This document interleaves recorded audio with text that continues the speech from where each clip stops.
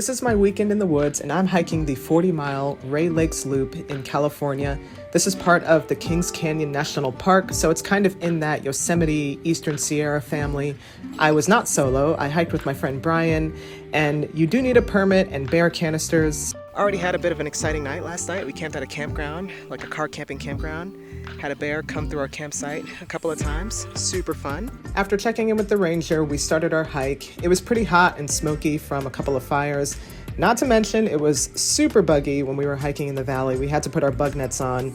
And yeah, it was not the most ideal conditions for hiking, but we were both feeling pretty positive. We were glad to be out there having a good time. This was also about 3 weeks after my Iceland hike, so I was feeling a little fatigued just with the traveling and time zones and all that. Brian had also just come off a 100-mile trail the week before, so both of us were feeling like a little sluggish and moving kind of slow.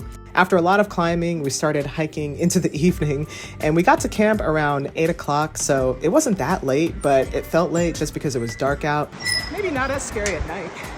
Yeah, I agree. Because you can't see. Yeah.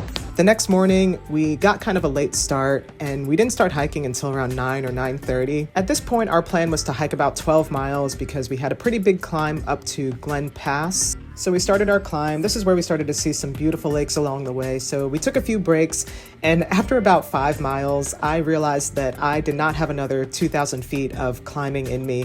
I think I was just too tired. We weren't acclimated to the altitude, and we were going to be climbing up to 12,000 feet above sea level, just over that. So we both agreed to stop around 3 o'clock and just camp at Rae Lakes. This ended up being a great decision for the both of us, and it was just a good reminder to listen to your body. If something doesn't feel right, it's good to slow down, communicate with whoever you're hiking with, so everyone can be on the same page on the best way to move forward. The next day, on day 3, we knew we had about a 20-mile hike that day back to the car, so we started early by hiking the final 2 miles up to Glen Pass.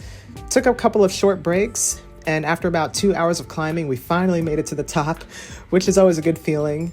And after that, it was pretty much downhill for the next 18 miles.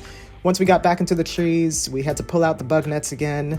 But the views were beautiful as always. I don't think I'll ever get tired of the Sierra.